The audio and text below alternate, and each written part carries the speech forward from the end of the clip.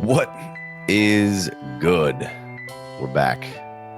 We got some buy, sell, holds, post-draft.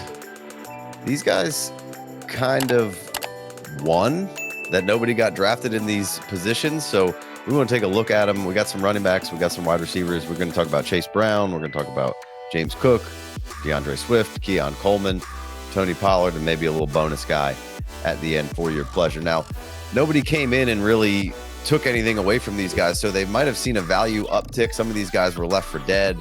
So I just wanted to get in here and talk about, these are some of the more interesting ones that we pulled out. So Chev, how we doing today? You know me, brother. Any day on this side of the dirt's a good one. Yes, sir. And all these guys, stuck their hand up out of that dirt and maybe back from the dead a little bit. Some of them were steady eddies, and you didn't really think anything was going to necessarily happen too crazy, but they all seem to dodge pretty good bullets, and I think have at least regained some value. So we were going to look if we should pounce on that value and sell, or we should be holding and reaping the benefits. So let's start off with Chase Brown, because everyone knows this show's been a big proponent of Chase. Dodged some bullets. Now they did spend a 5th round pick on a running back, but we'll see if Taj Brooks, how they work in, if it's going to be Zach Moss. The question mark is Zach Moss, right? Big neck injury at the end of the season, so we don't exactly know what that's going to be like, right? But what we did see in the beginning of last season is that they were willing to have a timeshare with Moss kind of being the guy in front. Then he got hurt, and Chase took over and exploded. So do they go back to a little bit more of a shared system, or is this just Chase's backfield now? And that's really the decision that you need to make, whether or not you should sell or be holding or buying Chase Brown. So what do you think, Chev? I mean, I don't think we had a discussion prior to this, weeks and weeks ago about Chase Brown and whether or not you can put that genie back in the bottle. Joe Burrow trusts him enough as a check down, dump off option. He kind of fits. I mean, his usage mirrors what Joe Mixon's final year in Cincinnati looked like, from week 5 or basically week 5 or week 6 on, So yeah, I don't think you can put that genie back in the bottle. And I mean, with Zach Moss returning from a neck injury and them not adding anyone of significance other than Taj Brooks, who I do like, but as a 6th round pick, I don't think that he has the skill set to take touches away from Chase Brown. So, depending on what the entry point is from a price perspective, I'd be willing to buy this, especially on a contender, because you've got an elite back with elite usage. Well, I won't say he's elite. He gets elite usage and he's in an elite offense. So we're talking about, those guys typically return value. And I mean, just looking at where he is from an ADP standpoint, I don't think that there's any way that you could just turn your nose up at it if you have an opportunity to acquire him for a late first, early second, something like that. If you're a contender, why wouldn't you take that chance? RB 14 right now, going at the 601 in our ADP. This is pre-draft, but that number's certainly going to go up, right? So I think I would buy for a late first if I'm a contender. Yeah. And I would be, if I'm not a contender, I would definitely be shipping him just to try to acquire more assets so I can help my team longer term. Right. And pre-draft, the scouts and the player personnel people were saying that Chase Brown made us right. They needed to see more out of him. They did. I do believe that it will be hard. Like I think it'll be at very least a 1A and then kind of like a far behind 1B for somebody else. But maybe in the beginning of the season, and we see that a lot, you do see a little bit more split just to kind of keep Chase healthy. But Chase, some people make Chase out to be some smaller guy, and he's really not. He's 5'11", 5'10", 210, right? So, and he was a workhorse at Illinois, right? Yep. And I think he's a plus pass catcher. So we've kind of see all that, and he's explosive. Last year we saw fantasy points per game, 18.1. This is from week 5 on, kind of when he took over. That was good for 7th, 18.1. Expected fantasy points per game, 19.3. That was good for second overall. His snap percentage, week 5 on, 74%. That was second among running backs. Target percentage, 11.4. That was ninth. So those are all good things. We want the target percentage to be good, and the Bengals will throw it around the yard quite a bit. Attempts, he was 10th with 200. Attempt percentage now, he's second, 74.1%. So obviously they were struggling to keep another guy in there and healthy because they lost some running backs. But targets, he was third with 54. And then on the season total, he had 990 yards. So some good numbers there for Chase Brown as far as all around. But what we have to hope is that those kind of if they can stay somewhere near those thresholds of where we were, from week 5 on, then I think this is a no-brainer. The question is will it? And I don't think I can give you a definitive answer, but I don't know that Moss and or Brooks is the type of player that is going to come in here and make such a big impact in these big splashy plays like Brown can make in this offense that that he would be ceding mass amounts of touches to them. Yeah, there's no reason. There's no reason to assume that this, the hierarchy changes at this point. I mean, we're 1,300 total yards, 11 touchdowns. I mean, he had 55 red zone touches last year. That was 11th in the league, fifth at the position in targets. So there's no reason for me to assume at this point that he's not going to resume that type of workload. And these guys are just kind of more to spell him when he needs to come off the field. Again, you have to play real football with more than one running back in the room. Otherwise, we're going back to like Junction Boy type shit. And, like that, like that's just not realistic. So I'm firmly in the buy category. I mean, I think that, he could be even better with another year of chemistry with Joe Burrow and them, spending some capital on the offensive line. Like, I think he could be better. I mean, he's a volume guy that's in an elite offense. So what are we doing? Yeah. This is what you want, right? You want the back in the elite in the offense that has a guy like Joe Burrow who is, never out of a game. Even if you get down big, Chase Brown can, you don't have to worry about, oh, well, he's not going to get any touches. Well, he still can get some touches and he can put some value and some explosives on film real quick, Chase Brown. So I'm with you. I'm looking at some trades here. Chase Brown for a 26 first and third. That's kind of, I think that's around the average. I think most people would be down to either sell or buy for the late first, depending on how your feelings are on Chase Brown. I feel like there's a lot of people who just didn't like him. They were projecting him to be out of there, and now they would for sure sell. But if I'm a contender like you are saying, Chev, like I don't mind buying for the late first in my rookie draft here while everyone has rookie fever and see what this guy can do for me. Now, here's another trade: Chase Brown and a 26 second for Breece Hall. I would upgrade to Breece Hall there. Again, people are scared about Breece Hall, so the value is down very much so. Now, that's a real trade. This is Dynasty Daddy that we're looking at. It's 2 QB, tight end premium. So a random 26 second, and maybe it's a good one, and Chase Brown or Breece Hall. People are scared of Breece, but that's if I'm making the move off of Chase Brown, that's the kind of stuff that I want to do, right? Yes. Kyron Williams, Chase Brown, and around 3, right? So Chase Brown and a 26 third for Kyron Williams. Some uncertainty there as well for his, life moving forward after this year. But I think you're probably going to see a decent amount of Kyron again. Chase Brown or T. Higgins. You got to lean there. Yeah, it's going to be on the Chase Brown side. Okay. I mean, T. Higgins is incredible T. Higgins is incredible, but I would not want him as anything other than like my wide receiver 3. Like introducing volatility into my lineup as a flex or wide receiver 3. I can't count on him as a wide receiver 2 just because we've seen maybe one 16-game season from T in his 5-year career. This is going into what, year 5, if I'm not mistaken. So yeah. Give me Chase Brown. Give me the workhorse. T's going to be great from a per game perspective, but that volatility and him figuring out about us knowing about his tendencies whenever he does or does not run up the hill. Like, yeah, I'm out on Chase Brown. Anything. I'm out on T. Higgins as anything other than my third wide receiver. Mm-hmm. Yeah. All right. Here we got a 110 for Chase Brown. So again, if I'm a contender, I like that. If I'm a seller, then I don't mind moving off from Chase Brown and saying, hey, I can wash my hands of this situation because, how long do we keep going of everyone being that, oh, they're definitely going to replace him after this year? The Kyron Williams kind of saga Yeah. feels like Chase Brown all over again, right? They're definitely going to replace him here, and anytime the next guy comes in, everybody's all over that guy, and it just continues to be the ladder of the humans that you were after. All right, Chase Brown, 26 round 2, or Bucky Irving. Chase Brown. You like Chase Brown in the 2? Yes. Mm-hmm.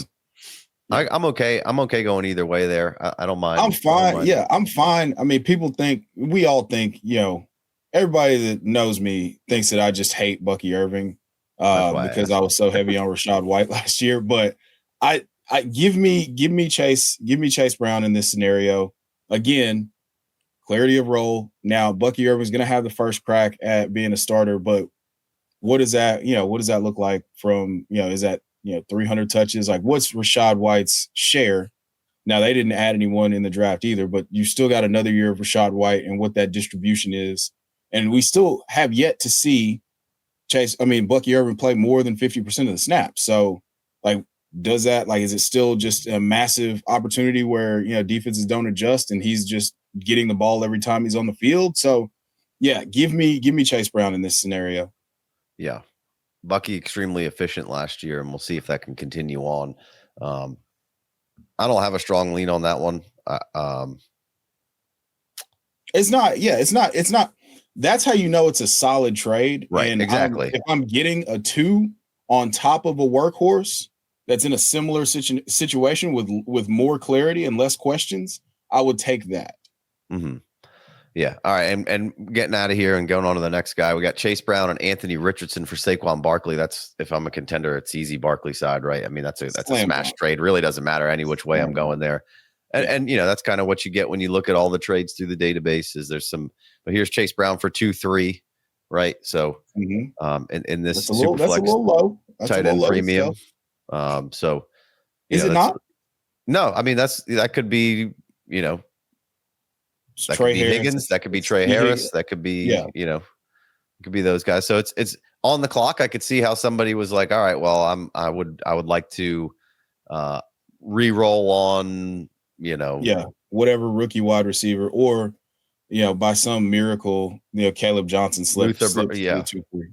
Caleb Johnson, Luther Burden, Ibuka, Colston Loveland, but this is 1 point tight end premium, so Colston Loveland's definitely not there.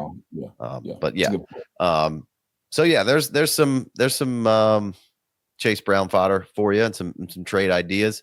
So it's just like anything in Dynasty, right? You shouldn't be hard fast on one side of things. It should be dependent on your situation, right? And that's kind of how we need to look at all this stuff. All right, let's go over to James Cook, somebody who, in all the startups that we're doing to make these ADPs for the mocks, he's not somebody that's almost ever makes it into my queue for some reason.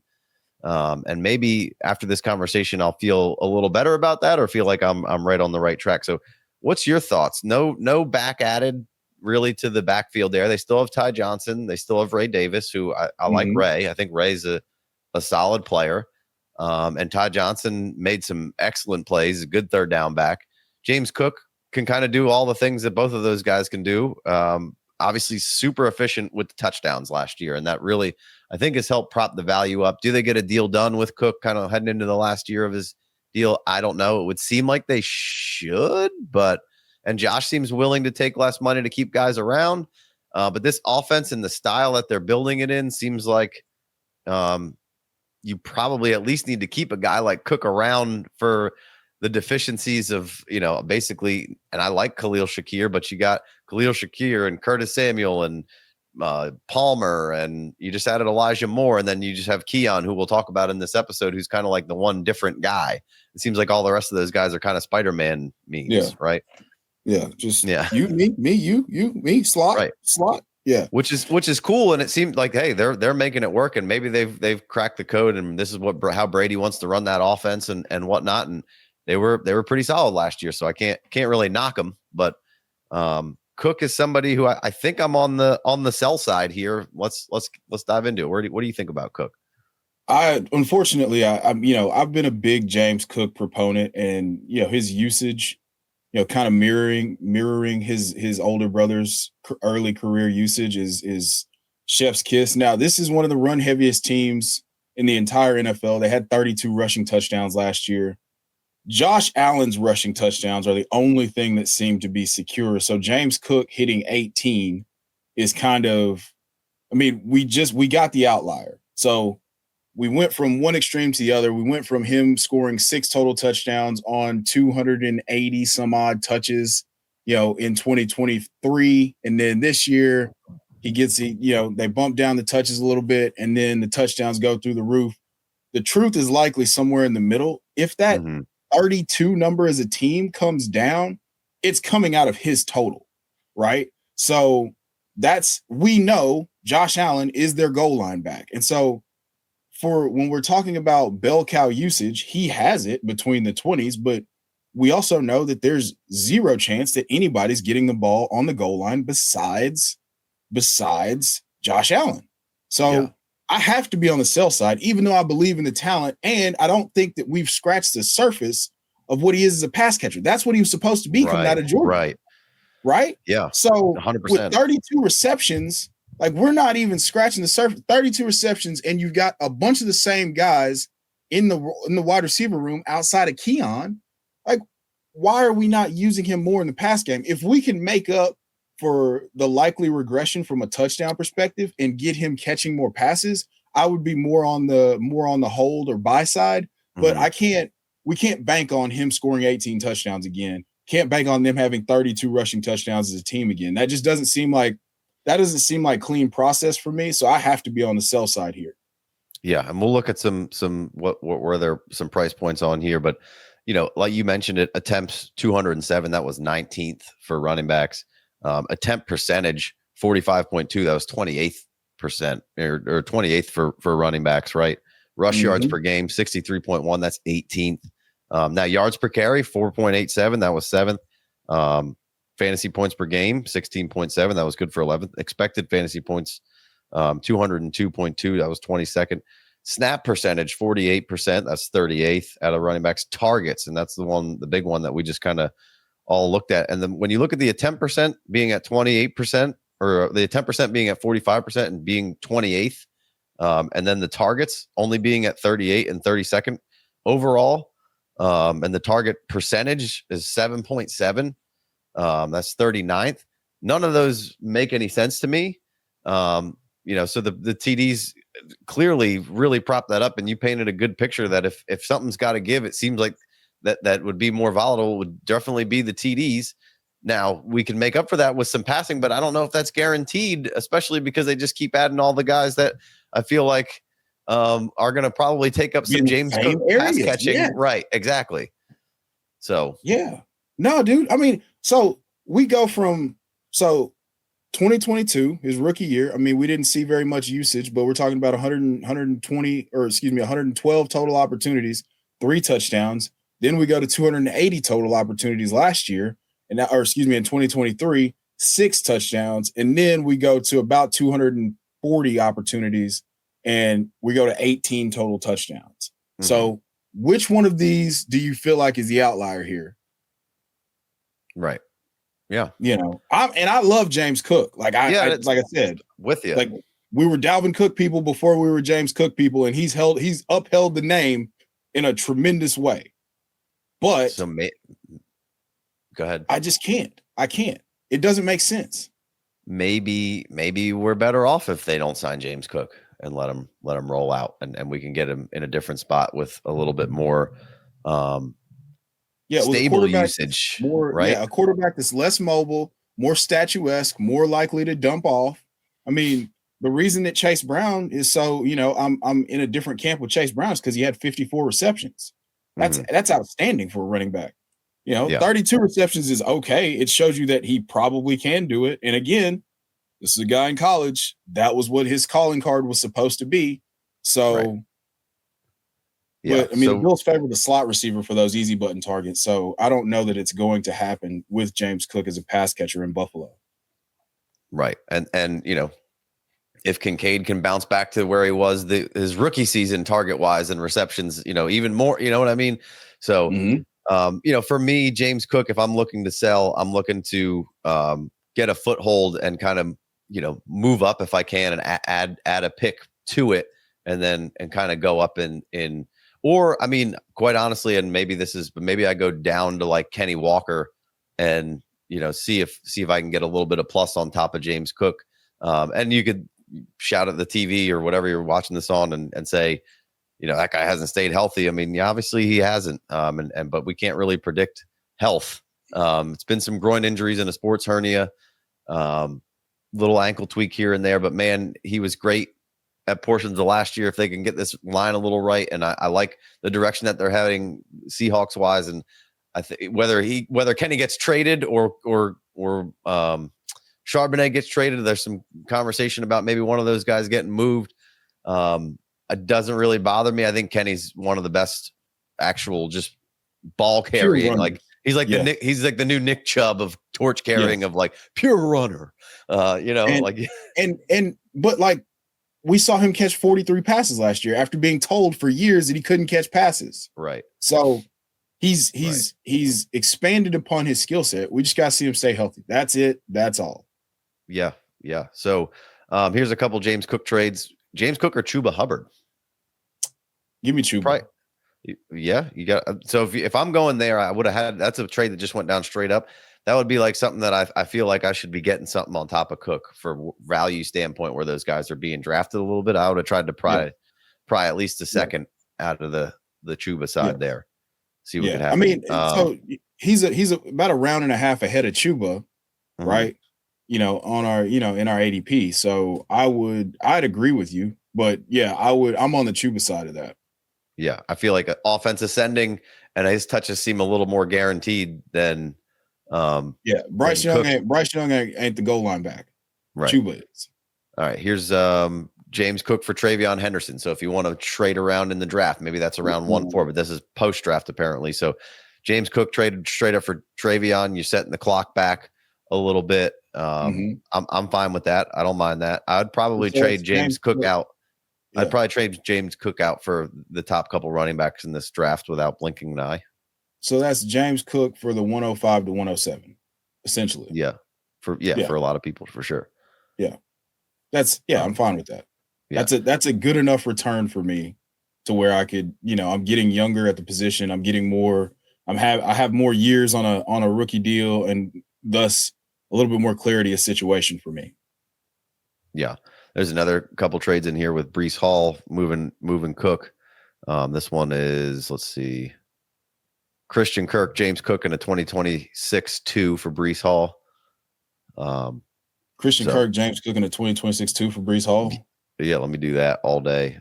Maybe you're I was like, let me make sure I do that. But yes, so there's some options, different things, different ways I would go about him, and again, it has nothing to do with the player, right? It's just where the value is and kind of what some of the stats are telling me and that I'm looking at. And it's just a lot of middle of the pack stuff with the TD seeming to prop it up.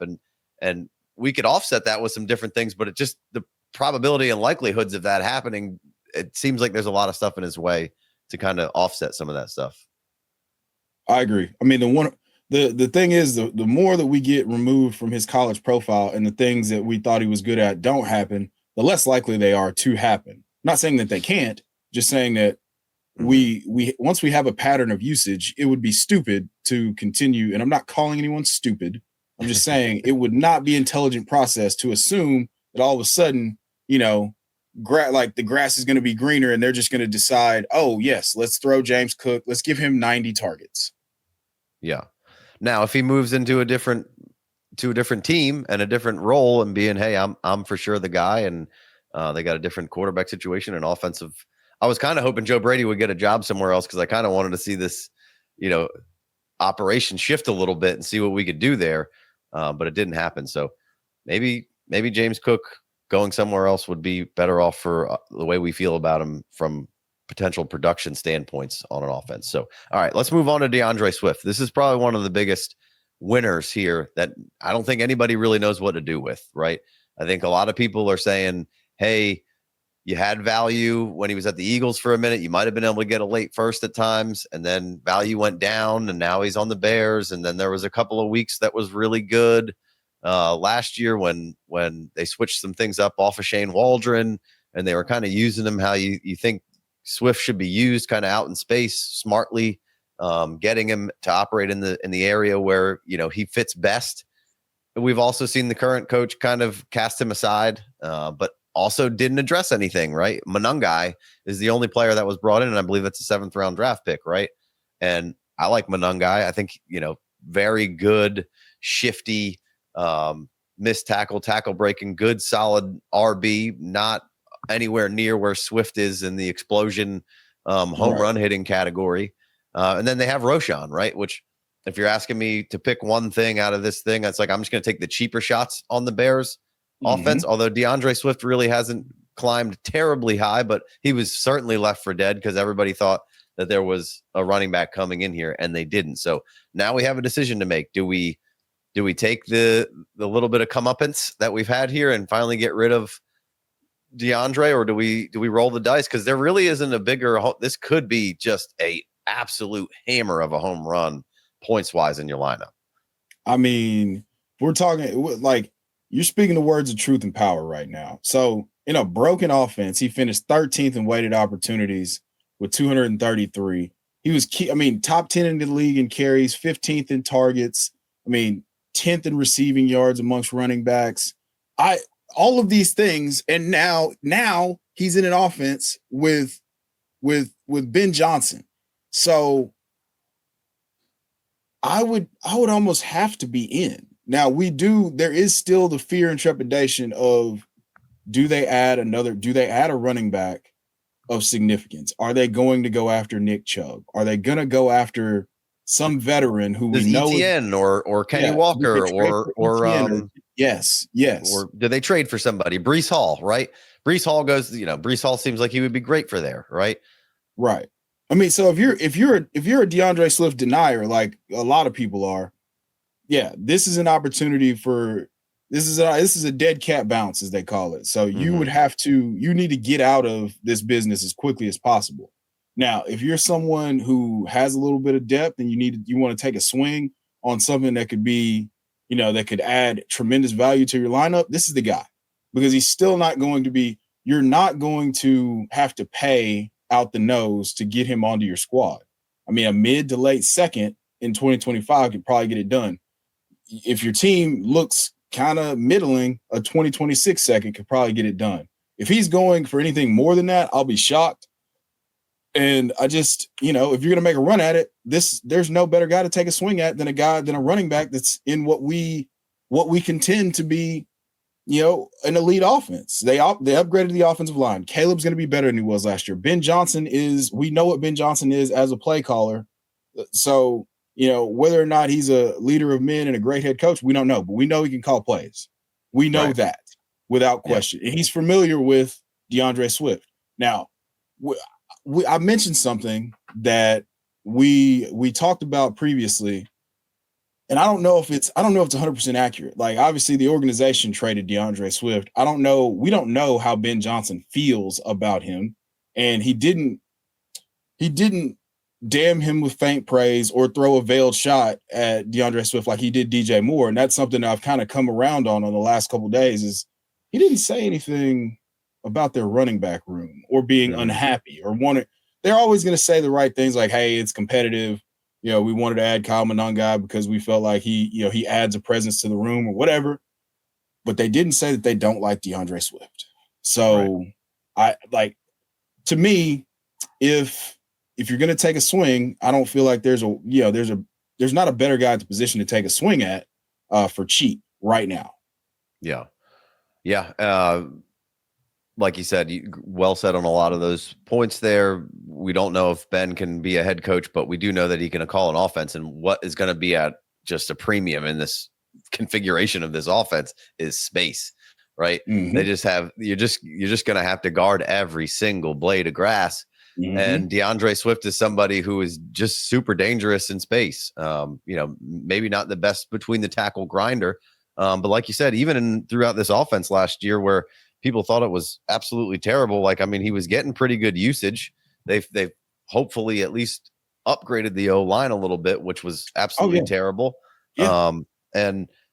We should see, he had over, let's see here. He had 959 yards last year, which was 18th, not great, but he had some stretches there where before they put who was the interim head coach? Thomas Brown.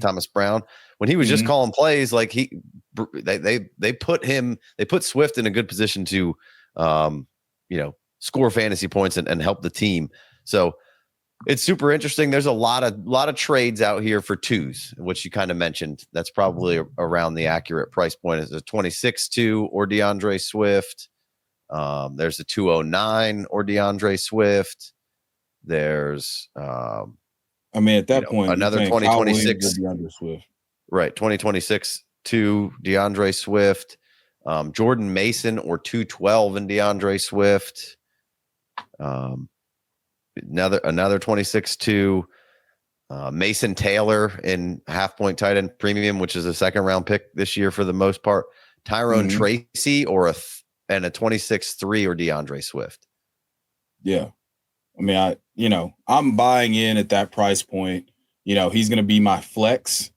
And, he had some winning weeks in a broken offense. So I'm not saying we don't say nobody's saying he's bad as a player. We all just thought that he was getting jettisoned into the upside down. I even asked you on a previous show, I was like, hey man, what do you think the likelihood is that DeAndre, so I don't know if I asked you on a show or while we were talking on the phone.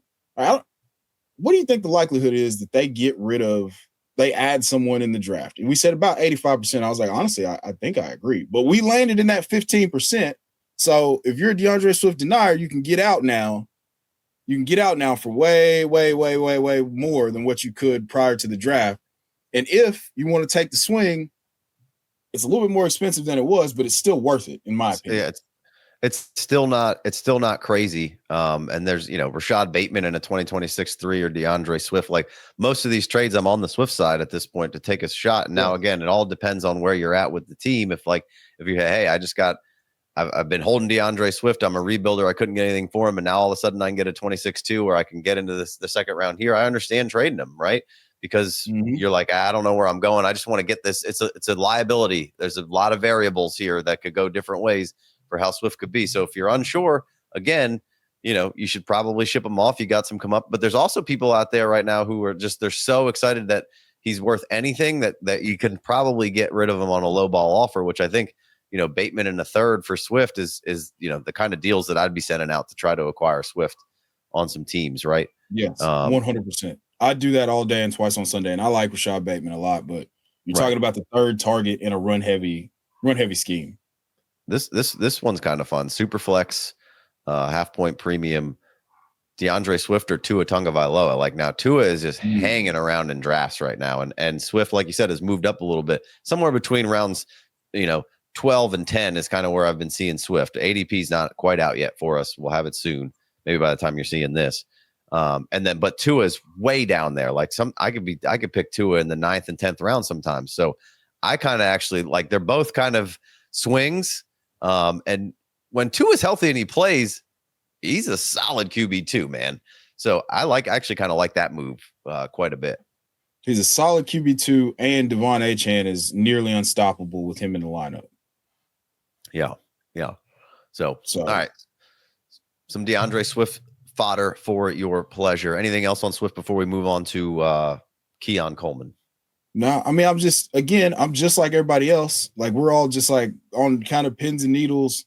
Do we take the swing and do we take the swing on DeAndre Swift and adding him to our rooms and saying, okay, well, this guy in the Ben Johnson offense is going to be outstanding, but what if they add someone? What if they add a Nick Chubb? What if they trade for someone? You got egg on your face. But man, fortune favors the bold. So go ahead and take a swing on DeAndre Swift. I'm actually going to try to send out a couple offers in some leagues that I'm in about him, and see where that lands. Yeah. Here's one. Kyle Williams in a 2022 2 for DeAndre Swift in a 2026 3. Yeah, I'd be on the Kyle Williams side, unfortunately. Yeah. I think I'm with you there on that one. So again, it's all about point of entry for me and what it costs. And I completely understand saying, hey, I can get out on Swift, sell. But I think there's some fun buying opportunity, and fortune favors the bold. I think it's a good way to end that one. All right, let's go over to a wide receiver. We'll go Keon Coleman here. The Bills don't draft anybody necessarily, but I kind of more so put him on this list. Like they did bring in Josh Palmer. They just brought in Elijah Moore after the draft. Put him on the list because he's just kind of something different that we don't have. He had a wrist injury, I believe, in the rookie year. He's an excellent highlight reel, maybe not the most quote unquote like athletic as far as transferring into some crazy speed, but a super athletic guy, crazy body control. I think he catches the ball half decent, but gives you something different that they don't have. And they didn't spend big capital on another big guy to sit on the other side of him. It's Shakir and Samuel and Moore, and they don't even have Mac Hollins anymore, right? That he's gone. So yeah, he's a Patriot. What how's our feelings on Keon Coleman? Because I know Big Co's been pounding the drum for Keon, and I think this is going to unfortunately be like I was just with DeAndre Swift. It's kind of point of entry for me. So what's your thoughts here, Keon? I mean, we started to see. I mean, he came out of the gates. I'm looking at the game log right now. He came out of the gates 4 for 51. It's just this is another reason why I want Joe Brady to get a job somewhere else, because they just don't use outside wide receivers like that. We know what the potential is. We saw, if you watched him playing, Florida State at all, you saw that this is a guy that is great. He's big, but he's great in space, and he's phenomenal at the catch point. And that's just not what Joe Brady wants Josh Allen doing in this offense. We'd much rather him just take off and run or hand the ball off or short area targets. What they were doing was trying to minimize Josh Allen's propensity to turn the ball over, which he had done at an alarming rate for the last couple of years, but it was incredible for fantasy. And he was a runaway QB1 a couple times because of that. So I would be buying the talent, but with very tempered expectations as long as Joe Brady's calling the plays. I mean, his best 2 games, like before the injury, were back-to-back weeks, week 7, week 8, 125 air yards. He finishes with 15 and 16 on the week, and then faces Jalen Ramsey, which he's got to get that figured out. Hopefully Jalen Ramsey moves on because the Dolphins got to do something with their cap situation. But yeah, I want to be in at the price point because I was a big Keon guy coming out of, when he was coming out of Florida State. And, you talked about the body control. I mean, he's a former basketball player. He's a big guy. It's a former basketball player. Elite, like ball, like his ability to judge and track the ball, is phenomenal. And that's what makes him so good. But he's still really good after the catch. So it's all about the price point for me. If I could get him on my team for a third, I would do that. Like that's a decrease in price. It's basically the JSN thing, but you can't really point to any one metric that says he's going to break out. And so that on the opposite end, that type of certainty that he's just never going to be good is where you can, create some value. And if you still believe in the talent, you can get in for way cheaper than what you paid for him at rookie drafts in 2024. Yeah. Yeah. I look at Keon as like anything kind of, I'm not going to trade him for any of those early to mid seconds. Right. I'm going to make that draft pick. After that, like, tight end premium, I would probably take, a couple of the tight ends over him right now.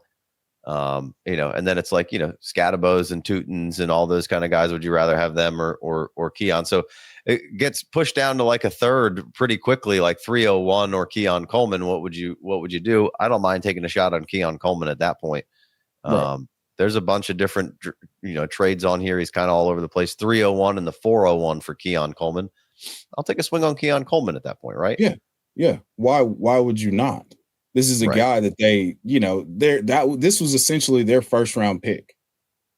Right. So, and he didn't give them a reason to believe that they should move on from him. They just don't play offense that way. He averaged 19 yards a catch as a rookie. Like that's not nothing. And we're talking about a guy who we said, oh, well, he doesn't have the speed. He's winning down the field. And he's creating on these plays. Like he's creating it. So 301 and 401, yes, absolutely. Yeah. Yes, without question. Trey Benson or Keon Coleman? Buddy. I'll take Keon. You'll take Keon? I think so. You going Keon? I'm going Trey. It's just basically. Go ahead. I've been beating the drum for Trey for a while. Yeah. I'm with it. I think I can get, this is just looking at it in the short term. I think I can get a quicker ROI on Coleman if he comes out and get some opportunity early. And I could move on and make some money on that. But okay. I kind of like Trey Benson as a better long-term play. It's basically like trading your picks from last year because they were probably around the same area. Yep. Trey Benson and Keon Coleman. All right, Swift or Coleman? Swift. Contender Swift. Oh, okay. I like it. That's tough for me because that's, if you're a contender, I think Swift is going to add more to your lineup immediately. And if you're not a contender, you can re-roll on Keon. You get younger, you get some depth in a wide receiver room. And then if he pops off, that pop off is going to be way, way, way more significant than what DeAndre Swift is probably going to add to, being your RB2 or something like that. Yeah. All right. Ray Davis, Keon Coleman, or Josh Downs? Josh Downs. I think I like Josh Downs better than Keon Coleman. Ray Davis is a nice throw in there, but so I like getting Ray Davis in that deal, but I would rather have the Josh Downs side. Now we have a question of if the quarterback can deliver enough opportunities for all those guys, but that's going to be taken care of in a year or so, or this year. So we'll see.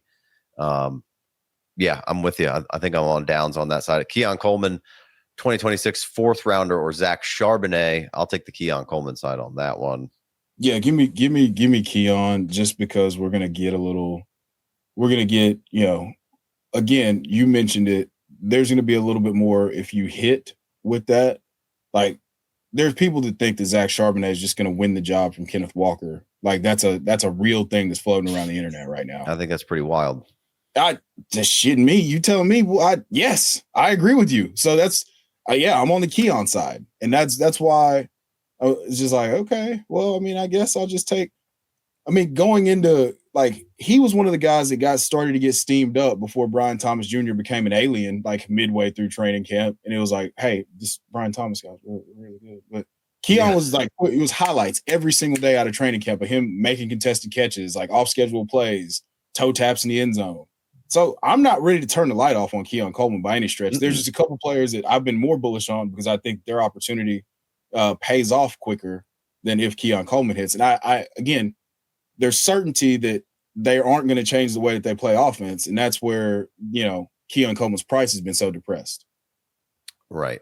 And that's big because point is he's been able to get him for, a couple of 3s or a 3 and a 4. And it's like, I'm all in on Keon if people are just ready to, like you said, turn the light off on him because it didn't work out year one and he was already a red flaggy prospect, right? And I think once those two things go together, some form of people are just out, and maybe that's correct process. That's just not really how I go about business. There wasn't enough there year one for me when physically watching him play to be like, oh yeah, man, this could be awesome if him and Josh and he develops into like, hey, Josh is just like, I'm gonna get this guy the ball regardless. He's gonna do so much for us. I'm in, but anything on a higher end 2 or a 2 in the draft this year, I'd probably take that 2. Anything lower than that, I'm okay with going to Keon. Yes, like I said, like the cutoff would probably be 211, and Kyle Williams and Jalen Noel would have to be off the board for me to consider that. And then tight end premium, Elijah Arroyo. Yes, I agree. Yeah, I like all those names right there. So I'm with it. All right, let's go. Let's take the last stop to Nashville, Tennessee Titans. You got the Titans hat on. You got the Corey Davis jersey in the background. Who better to talk about this with? But I think Tony Pollard, nothing really gets added outside of Mullins, right? The Michigan running back, who's completely different than Spears and Pollard. And, I don't know if Spears is going to come in here with an upgraded role. I like Spears a whole lot. Was one of my favorites in that draft class, running back wise. Has had some concussions, had some injuries here and there. Pollard's bounced back from some injuries. He ended the season, I believe, with an injury, right? So Pollard ended up, kind of wearing down over the course of the end of the season, and those, some nagging injuries that he had been dealing with. Like, he wasn't practicing. He kept playing though, and just playing well. Going out and not practicing all week and then handling 28, 29 opportunities 150 total yards against the Patriots, but that kind of took its toll. And I think once they started to realize that we were in play for the number 1 pick, it just kind of meandered to where, hey, Tony, we're going to we'll just give you the week off and you can rest. And then Tajay comes out and he's awesome. And he's a playoff hero. He's RB3, RB10, RB12. And he left the week 17 game with a concussion after 24 opportunities and 100 yards. So I still think that there's room for both of them to grow. We've seen Tajay Spears function, in basically a 50-50 snap share with Derrick Henry. And, he didn't get the same amount, like they didn't split the touches, but they split the snaps. So that could be where we're headed more towards. Tony Pollard is a workhorse running back in today's NFL. And the price point as a 28-year-old running back is going to be even cheaper than DeAndre Swift. And now both of those teams can move on from those guys, for minimal dead cap after this season. But again, if you believe Cam Ward is going to be a competent quarterback, there's no reason why you shouldn't be trying to acquire Tony Pollard as a flex option, and you're not having to pay out the nose to get him. I know I said that before, but you don't have to pay to get a guy that has workhorse written all over him. It's all over his profile. 3 straight 1,000-yard rushing seasons. I know, shout out to Najee Harris, but Tony Pollard to me is much more explosive. We're talking about, he was 7th in explosive plays at the running back position amongst all players. And that's runs of, plays of 15 yards or more. Mm-hmm. So, and that's in a broken offense. So there's room for a lot more growth from Tony Pollard. So I would be on the buy side of this if I'm just looking to add something that's steady to my lineup, 15 points a game, and it could get a lot better. So, 270 some odd total touches and only 5 touchdowns. Mm-hmm. So that, to me, it's the opposite argument of James Cook, where we got 15 points a game and it wasn't on touchdown efficiency. Right. Yeah, those are the things that I like about Pollard. The only thing I worry about is Spears coming in there. I think they're both good pass catchers. They should be able to operate in a timeshare at 60-40 and both be good, right? Absolutely. Because of how they play and how they can put explosive plays down. But the big thing is hopefully you've seen an improvement on the line. That wasn't great last year, and they brought in some veterans there to try to plug those gaps up. And then you bring in Cam Ward, who is, just a guy who's going to be, keep plays alive. So dump offs and those kind of things, finding space are more in play, I think, than with Levis diving all over the place. And then on top of that, I think, you're just going to have more first downs and more opportunities for those guys to, get the touchdowns and continue drives. Yes. There could be 100%. Some growing pains from Ward. He's going to be a rookie, but like everything pointing towards this should be a better iteration of the Tennessee Titans than we saw all last year. So yeah, I'm with it. Tony Pollard's one of those guys in the startup mocks that we're doing right now that he'll be there in like the 11th round, and just feels nice to add him on the team and be like, all right, well, I got a guy I know I can plug in here. And he was a walking 15 points last year. Will it be the same this year? I don't know, because maybe Spears gets a little more involved, but like I said, the opportunity should be a lot more fruitful. So I'm with you. I'm kind of in camp by Tony Pollard. I think there's plenty of people in your league right now who are like, he's older, the Titans stink. Let me just offload Tony Pollard in a deal here. So it's all over the place. You got Tony Pollard and Wan'Dale Robinson for Juwan Jennings. And I really like Tony Juwan. Pollard. Yeah. Firmly on the Tony Pollard, Wan'Dale Robinson side. Yeah, and I'm drafting the hell out of Juwan Jennings rather. But I like the Tony Pollard side on that one too, I think. Ricky Pearsall in round 3 for Tony Pollard. That's Ricky Pearsall. Pretty easily for me. I don't think that's a very I'm not a huge Pearsall guy, but that type of so my problem is the uncertainty of with the amount of 12 that you guys play. It's Brandon Ayuk on one side and then Ricky Pearsall or Juwan Jennings on the other side. That's the uncertainty that I'm dealing with. Mm-hmm. Yeah. So that's I think Ayuk probably misses at least a month of the season to start. They say he could be ready by week 1. I was just having this conversation with somebody else. We shall see. I do think the Niners maybe are going to be not as much in 12.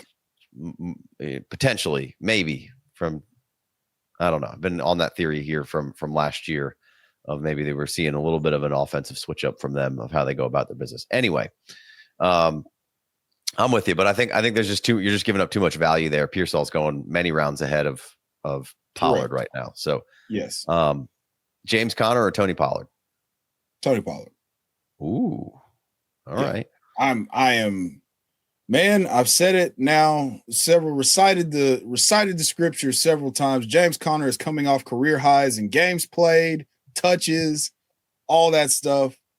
To me, going into age 30, that makes him almost a full fade in terms of because of the fact that there's only one other season where he's played 15 games, and it was 4 years prior to this one. And, I'm buying Trey Benson for that reaon. And they're, they can have the opportunity to move on from James Conner. So I'm on the Tony Pollard side. Tony Pollard, James Conner, and DeAndre Swift all have cheap outs after this year. So I'd be on the Tony Pollard side. And that might be a little bit of my Titans bias showing, but also I don't think that we're going to get the best version of James Conner this year. Yeah. Yeah, he was great last year. I think from a point scoring perspective, when Connor's in there and healthy, he'll probably outscore Pollard. But I can get behind Pollard there. All right, Keon or Pollard, trade right here. I think it's Pollard for me. Yeah, it's Pollard because of the fact that the opportunity is apparent. Now, again, same thing that we said, the previous trade that we just discussed. If you're looking to get off of, if you don't believe, go ahead and get off of your running back and then re-roll with a young guy that hits. It's hitting a major way. So yeah. All right, we got 26th third for Tony Pollard. I'll take Tony Pollard. Right, easy. 3-0. That's the entry point. Yes. Yeah, that's the kind of stuff I'm talking about. How can I, just like we were kind of talking about with Keon there, if I can be in the thirds and any combination of 3s and 4s and getting Tony Pollard 2 3s, a 3 and a 4, whatever it is, I'm going to get that Tony Pollard and add him to the team. We got 307 here, 2025 Superflex tight end premium Pollard. Yes. Now we get a couple in here, 208 or Pollard and a 26-4 Superflex tight end premium. 208. I think I'm going to take the 208 there as well. 210 Superflex tight end premium. It becomes dependent on Jalen Noel and Kyle Williams have to be off the board for me. Okay. And Arroyo. All right. Like we said, I just said. Right. I think I'm kind of right there with you. I could, I know everybody would rather have. I'm going to skewer me for saying that Tootin or Pollard essentially at that point, and most people are saying Tootin's gone, but. If I'm a contender, I might rather take my chances with Pollard there if it's Tootin or as the 210. I'm sure everyone and that's love that's that guy, range. which I don't mind Tootin, but you know what I mean. That's the range that I've seen Tootin fall into in quite a few drafts. Is that 2.8 to 212 is where he's falling in most of the drafts that I've done so far. Mm-hmm. Yeah, here's a 26-2 and a 26-4 for Pollard and a 26-3. So kind of a 2-3 swap for Pollard, and then you get back to fourth. I don't mind that. So again, it's all about point of entry. And here Luther Burden and Tony Pollard or Xavier Worthy. I'm on the Luther Burden and Tony Pollard side. Okay. Yeah. Okay. I feel you. I mean. Yeah, I'm on a Luther Burden, Tony Pollard side.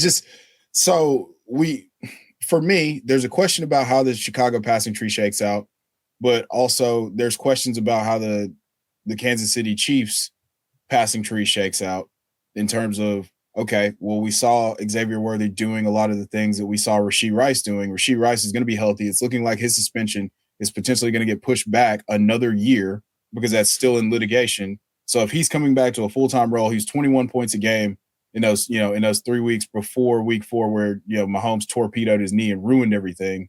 He was my most owned best ball player. So I don't think that they're putting that genie back in the bottle.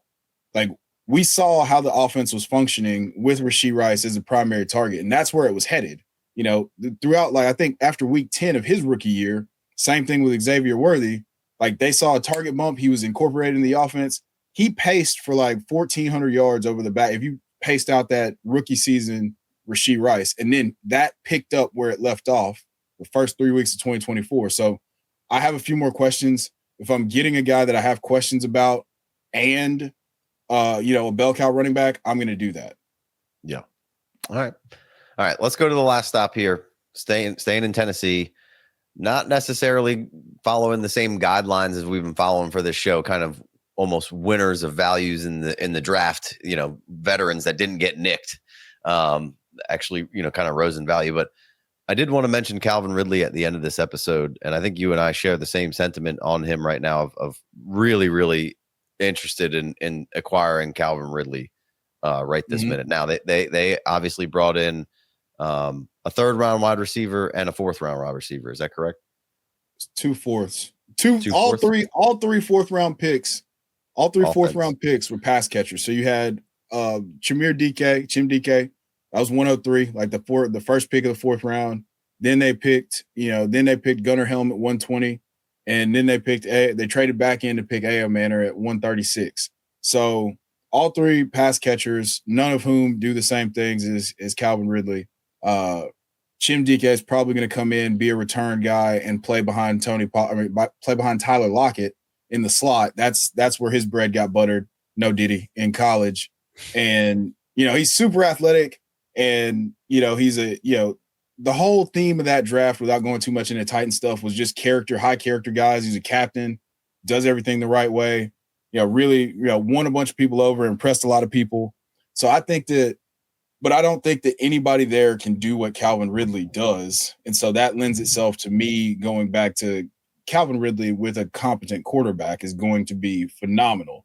Now, he was number 1 in unrealized air yards at the wide receiver position and still managed to be, second in explosive plays generated amongst wide receivers. So for me, giving him Cam Ward, giving him a guy that can get the ball down the field, that can hit the intermediate and then create off schedule plays, I think that this makes Calvin Ridley, if I'm a contending team, I want Calvin Ridley as a part of that. Yeah, no, we've talked about it off air and quite a bit, but this does seem like it's the makings of what we looked at with Terry McLaurin for so long.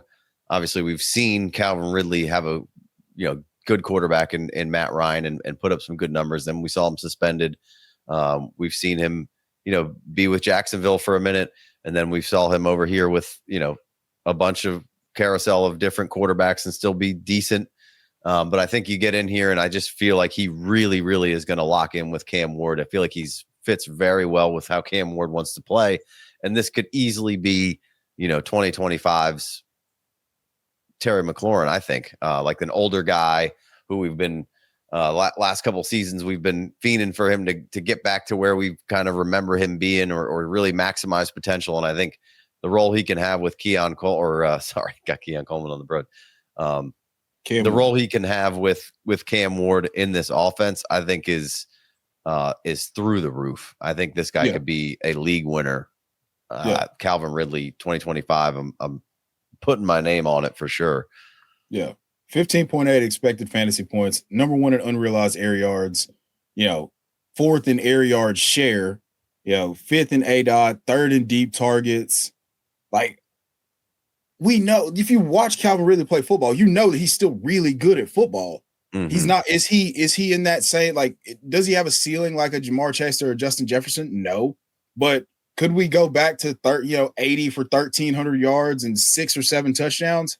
Absolutely. You're just adding 300 yards onto both his back-to-back 1,000-yard seasons. And with a competent quarterback, that's just, that's about 25 to 30 yards a game. Right. Yeah. So price point entries for me is again, is threes. I'm looking at Dynasty Daddy right now. Troy Franklin, a 27-3 or Calvin Ridley. Give me Calvin Ridley. The 303 Superflex tight end premium. I'll take Calvin Ridley. again, has to be a contender. Don't buy Calvin Ridley if you got a garbage squad, right? Right. It doesn't fit. Yeah. Here's the 306 or Calvin Ridley, 304 or Calvin Ridley, right? The 307 and the 411 or Calvin Ridley, 2 3s and 26 and 27 for Calvin Ridley. So I just feel like where we're able to get him right now in some positions, and again, all leagues aren't created equally. Some people are going to be like, no way, that's a terrible trade. I would never trade him for that cheap, but man, oh man, I think, there's age to deal with here, but I think what we saw with Terry do last year with Jaden Daniels and how quickly that turned your faith in Terry week over week, I think it could be the same with Calvin Ridley this year. Yeah. I mean, it's, Terry got there on the back of insane touchdown efficiency, but there's a target volume thing that I feel like is coming on the back. No, Diddy, goodness gracious. There's a target there's a target volume thing that is probably on its way that I think, Terry McLaurin's looking at. And I think with Calvin Ridley, the same thing is going to happen. And if we get a spike in touchdowns, that is just 100% icing on the cake.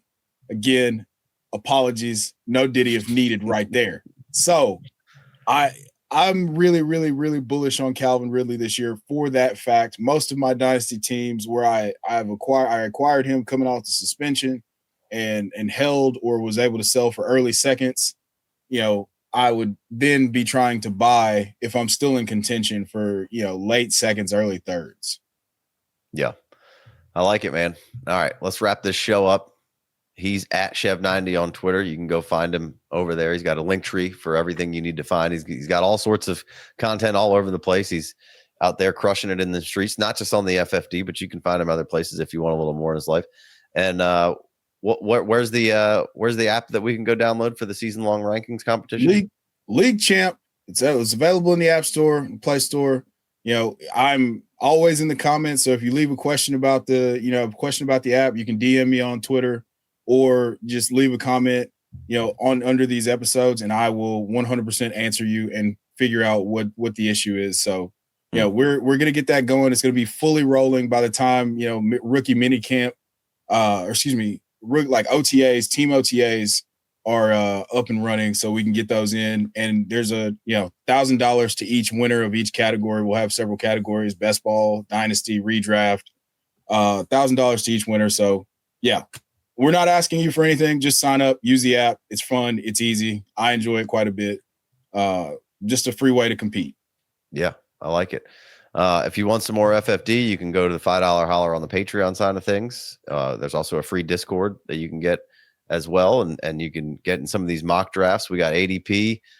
We got mocks happening all the time over there. So make sure you join up. If you're listening on the pod, please and thank you. 5-star review would be greatly appreciated. We see the numbers and the 5 stars don't quite add up, or the reviews anyway, don't add up to how many people are listening. So help your boys out. If you want to be a freeloading SOB, the best thing you could do is just click those 5. You don't have to type anything anymore. Just click the 5 stars, boys.